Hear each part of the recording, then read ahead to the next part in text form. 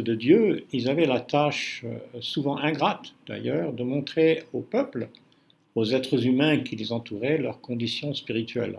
Jérémie 14, verset 14 nous en parle, car ils devaient accomplir cette tâche que Dieu leur avait donnée. Il fallait qu'ils regardent, disons, d'un œil réaliste ce qui se passait autour d'eux. Il fallait qu'ils comprennent toutes ces crises, toutes ces pensées, tous ces comportements humains, d'un côté, mais aussi qu'ils connaissent ce que Dieu avait à dire concernant ce comportement humain. Dieu, n'est-ce pas, ne laisse pas l'homme livré à lui-même, comme on pourrait peut-être l'imaginer. C'est un fait que l'homme livré à lui-même, il fera un peu n'importe quoi, il vivra n'importe comment. Et donc la manière de Dieu, le choix que Dieu fait pour l'être humain, c'est de lui parler. C'est à travers le langage. Le langage, il peut être exprimé oralement, bien sûr, mais aussi il peut être exprimé d'une manière écrite. Nous trouvons les deux dans l'écriture et l'expression très souvent, et même peut-être toujours presque, au départ d'une expression orale. Les prophètes, le mot prophète lui-même parle de quelqu'un qui parle, plus que de quelqu'un qui écrit. Mais bien sûr que ces paroles venues de Dieu, ces paroles inspirées venues de Dieu ont été mises par écrit pour être préservées, pour être communiquées aux générations qui suivent.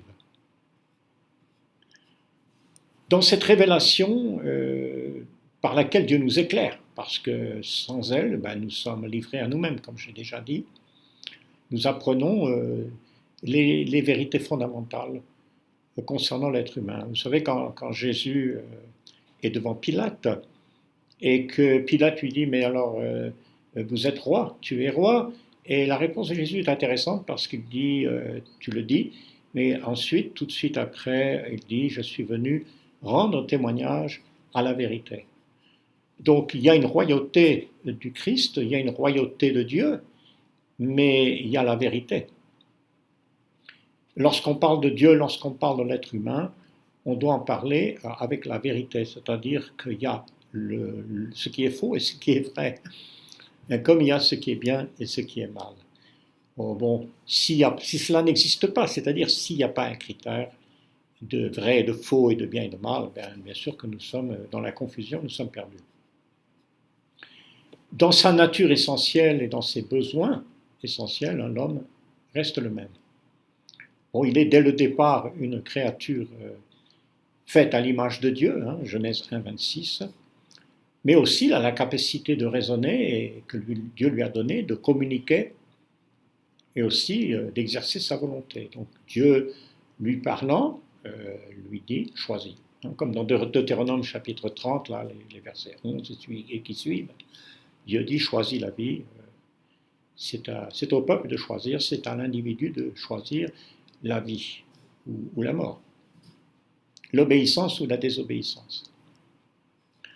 Donc voilà cet homme créé à l'image de Dieu qui a le choix, mais qui est présenté d'une manière globale dans l'Écriture comme un transgresseur, comme quelqu'un qui a péché, qui a besoin d'être réconcilié avec le Créateur. Bon, c'est une donnée de base qu'on ne peut pas négliger, et qui est souvent négligée.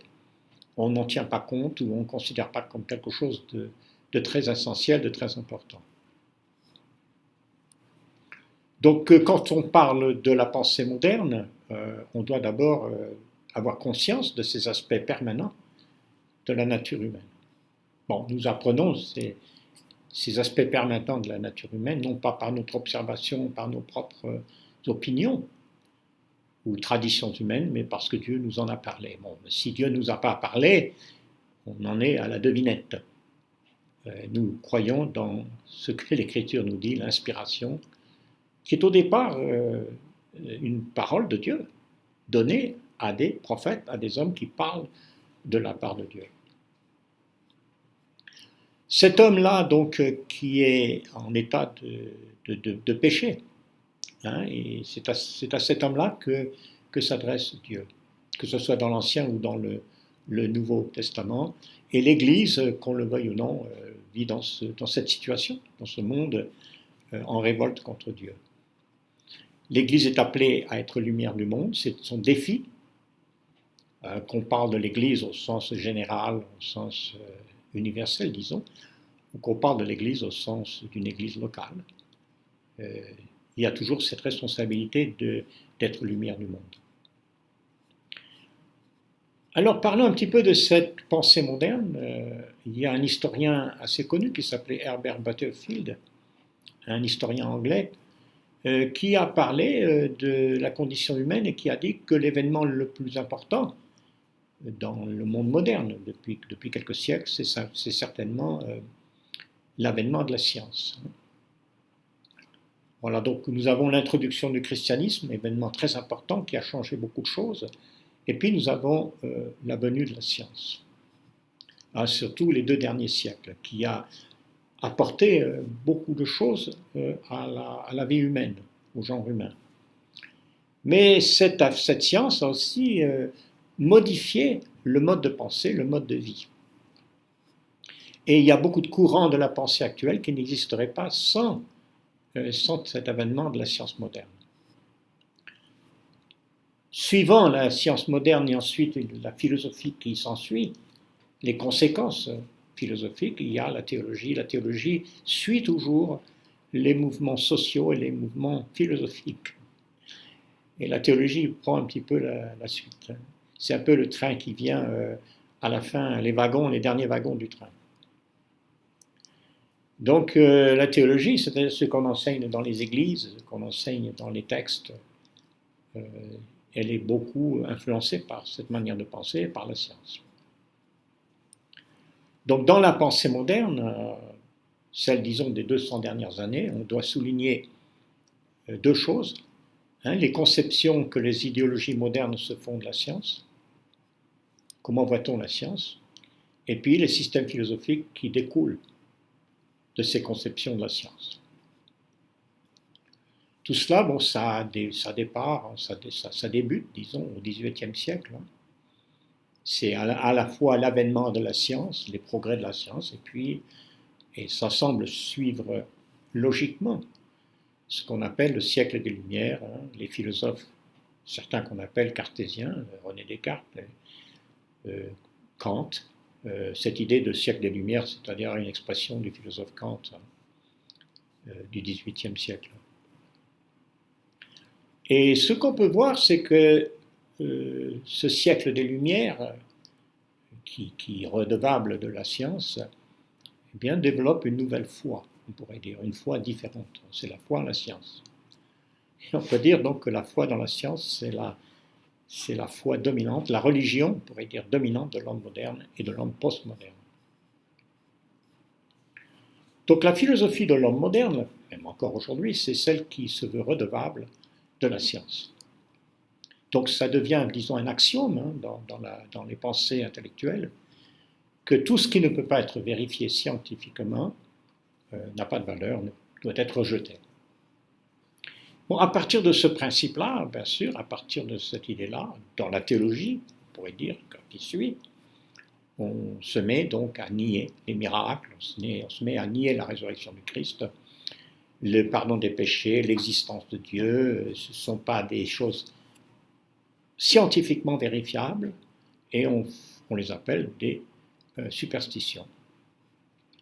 Bon, évidemment, on peut comprendre l'impact que peut avoir cette idée-là sur le comportement, puisque dans la foi chrétienne, dans l'écriture, dans la révélation de Dieu, nous avons des règles, des lois, des comportements, il y a la moralité. Mais si c'est la science qui juge, eh bien, on peut commencer à juger de cette loi morale, de cette moralité, et à la limite, de la rejeter, puis peut-être en créer une nouvelle. Nous avons donc 2 systèmes philosophiques qui sont héritiers de ce siècle des Lumières, de cette importance de la science, qui est le rationalisme, et puis ensuite l'existentialisme. Et l'existentialisme, disons, va aboutir à ce qu'on appelle aujourd'hui la postmodernité. Donc parlons du rationalisme, de ses impasses aussi, et de ses crimes, on peut dire. Parce qu'il y a des crimes. Puisqu'il y a une modification des principes de morale, des principes de comportement qui étaient avant venait de Dieu lui-même qui nous donnait ces comportements, ce qui était bien ou mal, à une foi dans la raison et aussi la science, qui fait penser que nous pouvons nous-mêmes décider de ce qui est bien ou mal et où se trouve la vérité. Parce que le rationalisme, par définition, exalte la raison humaine, au point que nous pouvons tout expliquer par elle. Un nom qu'on peut mentionner, c'est Ephraim Lessing. Lessing a été un des principaux représentants de cette philosophie. Et donc, quand même, malgré tout, à partir même déjà du XVIIIe siècle, on voit que le rationalisme est considéré par certains philosophes comme une impasse. C'est intéressant, on pourrait comparer par exemple de la correspondance entre Voltaire et Jean-Jacques Rousseau, parce que Voltaire, lui, est un rationaliste, le christianisme est une superstition, ça n'a rien de vrai. Rousseau, bien sûr, lui aussi veut mettre en avant la raison. Pour lui, il n'est pas tellement important de considérer ce que dit l'Église, parce que ce que dit l'Église, ça concerne ce qui est religieux, ce qui est dans le ciel, on pourrait dire, et c'est quand même un peu de la superstition. Mais Rousseau prend une autre position concernant la nature humaine, et une position qui n'est ni celle du rationalisme, ni celle de l'écriture. C'est une position différente et qui a eu un impact très important. Cette position de Jean-Jacques Rousseau concernant la nature humaine, c'est une position qui exalte l'homme naturel, c'est-à-dire l'homme, on pourrait dire, primitif. L'homme primitif aux dépens de l'homme civilisé, qui a reçu, par exemple, une éducation chrétienne. Bon, selon Rousseau, l'homme naît innocent et pur, et c'est la civilisation qui l'abîme. D'autre part, certains sont doués par la nature d'une grande intelligence, ils devraient de ce fait devenir ceux qui dirigent et qui conduisent les autres. Le mal ou le péché n'est pas dans la nature humaine, mais plutôt dans la nature de la société, la civilisation. Si on change la société, qu'on y place en tête les gens les plus capables, on parviendra à une société idéale, porteuse de paix et d'abondance. C'est cette conception de l'homme qui va devenir celle que va adopter la Révolution française.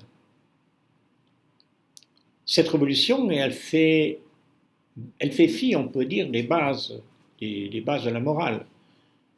Donc elle devient une révolution sanguinaire.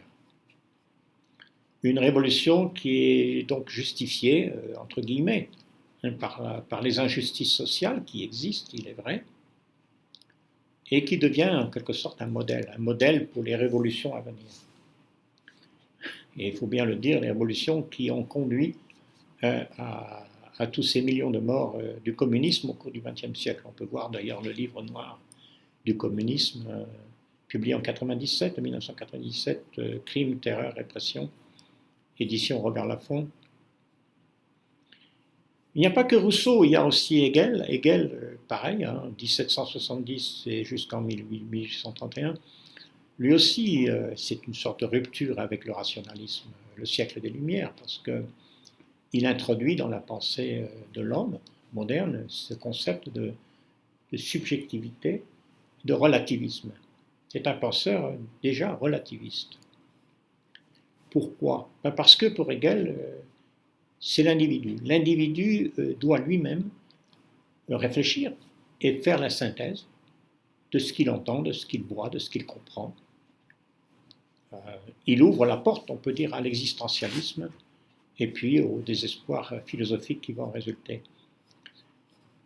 Karl Marx, lui, il est né en 1818, il va étudier à Bonn, ensuite à Berlin. Et il est attiré dans sa jeunesse par ces théories de Hegel, mais pourtant il va se distinguer largement de Hegel parce qu'il va se dire que l'individu subjectif, l'individu qui réfléchit pour lui-même, c'est pas ça qui peut rendre la condition humaine meilleure, mais ce sont les conditions économiques, matérielles, qui vont déterminer le mode de pensée. Donc pour Marx, c'est la condition sociale qui prime et non pas les préoccupations philosophiques concernant l'individu. Et dans ce sens, Marx rejoint la pensée de Rousseau. D'ailleurs, les marxistes vont s'inspirer de la Révolution française. On en arrive à l'existentialisme, avec un croyant d'ailleurs, Søren Kierkegaard, lui aussi du XIXe siècle. C'est le premier qui emploie ce mot existentialiste, loin d'ailleurs du calvinisme répandu dans une partie du protestantisme, et qui rejette la notion de libre arbitre, qui est un problème du calvinisme, d'ailleurs même un problème dans le catholicisme aussi avec Augustin. Alors Kierkegaard, lui, il estime que l'homme ne doit pas se contenter d'exister, de vivre, il faut qu'il comprenne le sens de son existence, qu'il en prenne conscience, qu'il devienne pleinement responsable de son existence par ses choix, par des décisions personnelles. Bon, là, nous revenons à quelque chose qui est biblique. La foi, c'est une forme de vie existentielle, c'est une forme de choix à laquelle on adhère. Donc l'existentialisme, c'est l'importance des choix que nous faisons, comment nous utilisons notre liberté.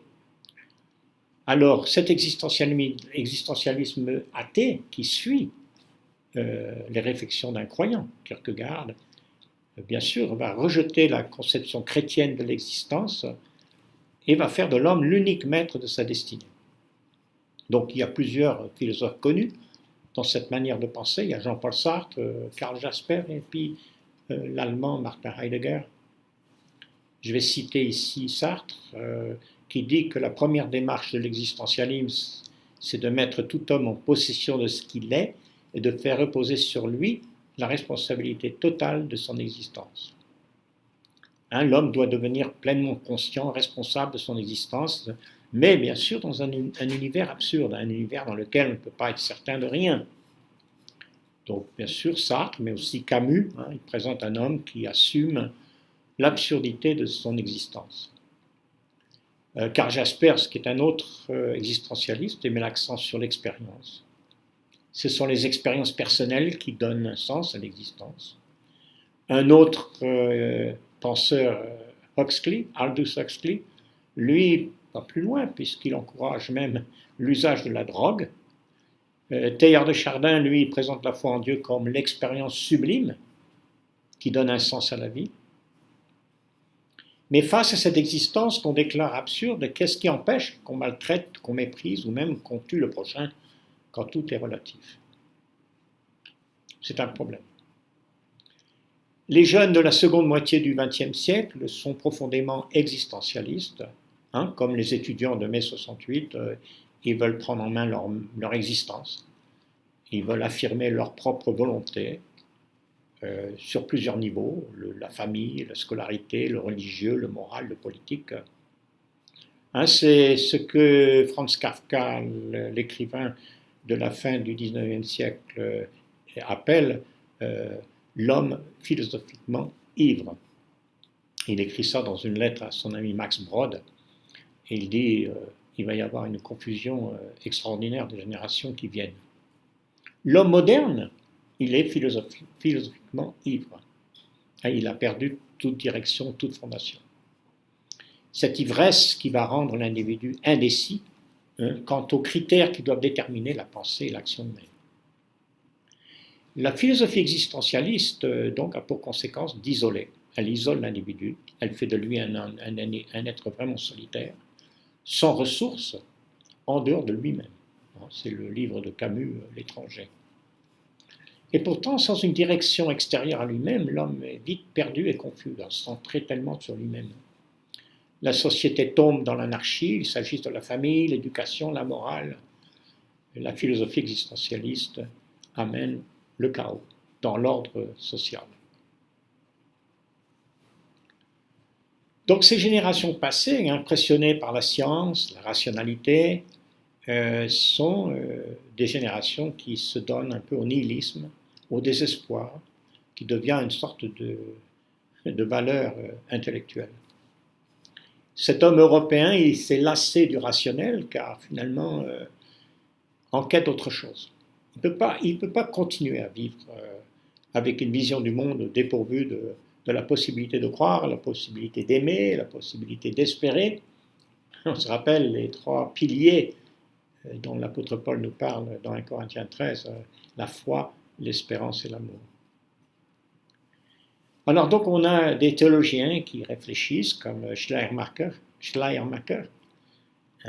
aussi au XVIIIe, lui aussi un théologien. Il veut contrer les effets indésirables du rationalisme de l'époque. Donc il met en avant une sorte de romantisme philosophique où domine l'émotion. L'émotion humaine devient très importante. Donc pour cette théologie, l'inspiration des Écritures, leur autorité, ça doit faire plutôt place à l'inspiration de l'émotion individuelle, qui s'impose au fond comme une sorte d'autorité suprême. La postmodernité, c'est le développement exacerbé de cette centralisation sur le moi. Pour les rationalistes, un abandon de la centralité de la raison, et pour les croyants, un abandon de la centralité de Dieu, du Christ, de sa parole. Le résultat, c'est le règne du relativisme comme façon d'expliquer la vie, comme mode de vie. On en arrive donc à nos jours, à notre époque, ce qu'on appelle la postmodernité, que d'autres ont appelé la fluidité absolue du sens. Donc l'affirmation postmoderne de l'absence, de la perte de sens, comme le propose Jacques Derrida, il joue avec les mots, avec les idées, les énoncés, pour montrer à quel point le sens peut être fluide. C'est la déconstruction. La fluidité devient en quelque sorte une norme. Il n'y a pas de norme, d'ailleurs. Le lecteur ou l'auditeur, par exemple, d'un texte choisit le sens qu'il veut bien donner, qu'il souhaite.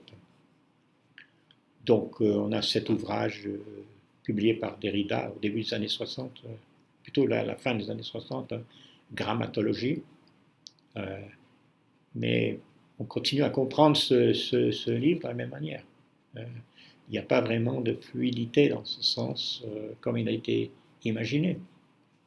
Même aujourd'hui, ça fait peut-être plus que 50 ans qu'il a écrit ce livre, mais pourtant on le comprend. La fluidité absolue du genre, qu'on pourrait dire plutôt de la sexualité, c'est également un mensonge. C'est un jeu auquel les gens jouent pour échapper à la réalité. Il existe une fixité dans ce monde, une solidité, c'est quelque chose qui se vérifie encore et encore, même dans les relations les plus simples de tous les jours. Le fait que les gens vont changer de pronom à leur guise ne change en rien la réalité. Le fait qu'il existe le masculin et le féminin ne change pas. Donc on peut dire que c'est Derrida qui introduit donc dans son livre de la grammatologie la plupart des idées de la déconstruction, une manière d'analyser la littérature d'abord, qui part du principe que le texte ne peut pas avoir un sens fixe. C'est la théorie de Derrida lui-même qui explique qu'un roman qu'on peut lire à 30 années d'intervalle, il a un sens différent. Pourtant, son ouvrage qu'on lit, publié à la fin des années 60, qu'on lit aujourd'hui, on le comprend de la même manière. Le texte a toujours le même sens après 50 années. Donc, paradoxalement, ce livre au sens fluide nous explique clairement la fluidité du sens. Donc, on en revient au texte de Jérémie, la voix de l'homme n'est pas dans son pouvoir, ce n'est pas à l'homme, quand il marche, de diriger ses pas. Nous sommes en 2026, 2026, donc les générations d'aujourd'hui, les gens les plus jeunes, même, je peux dire, quand je dis jeunes, jusqu'à 35 ans, ne sont plus convaincus.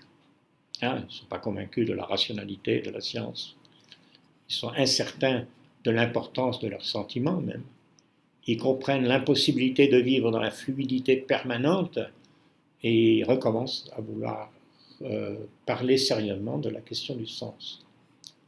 On parle donc d'un retour de la tradition. On veut retrouver presque en urgence une sorte de stabilité, une assurance d'autrefois. Alors il y a un regain d'intérêt pour la personne de Jésus, la Bible. On voit des milliers de baptêmes dans l'Église catholique à la période de Pâques, on voit une croissance dans l'implantation des églises évangéliques sur le territoire français, un regain d'intérêt pour la Bible. Et ce message de Jésus est à contre-courant, toujours, de cette pensée d'aujourd'hui. Mais c'est un message qui accroche, c'est un message qui attire, qui aide la personne à retrouver la stabilité. Bon, ce qui continue à choquer chez Jésus, quand même, mais qui n'est pas nouveau, c'est cette insistance sur une raison à l'existence, qui ne dépend pas de la raison humaine, ni de la science, bien sûr, qui ne dépend pas de l'expérience humaine ou les sentiments personnels. Donc Jésus parle d'une raison de l'existence qui dépend d'une source d'amour, de vie supérieure à tout ce que l'homme peut concevoir. Celui qui est la source même de la vie, de l'univers, de notre existence quotidienne. Le Christ, il dit qu'il est venu du ciel, il est venu de chez le Père. Il le dit dans l'évangile de Jean très souvent. Ce Christ, lui, a connu notre sort. Il n'a pas jugé que l'existence humaine est inutile ou absurde.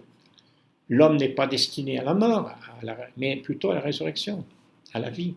Il n'est pas destiné à l'échec, mais à la victoire. Il n'est pas destiné au désespoir, mais au bonheur.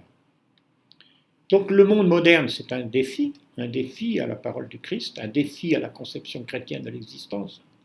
Et devant ce défi, le chrétien doit se fortifier, s'informer. Et il faut dire, comme Paul, combattre le bon combat, garder la foi et une bonne conscience. Donc, comment faire encore aujourd'hui face à ce monde que Kafka appelait un monde philosophiquement ivre? Redonner de la stabilité, redonner du sens, que nous devons retrouver, car nous avons été faits pour cela. Voilà, eh bien, c'est quelques pensées qui peuvent peut-être nous guider, nous aider à comprendre ce qui se passe et pourquoi les choses arrivent, les choses qui arrivent, pourquoi elles arrivent et qu'est-ce que nous pouvons faire, qu'est-ce que nous pouvons dire et pourquoi nous devons prier.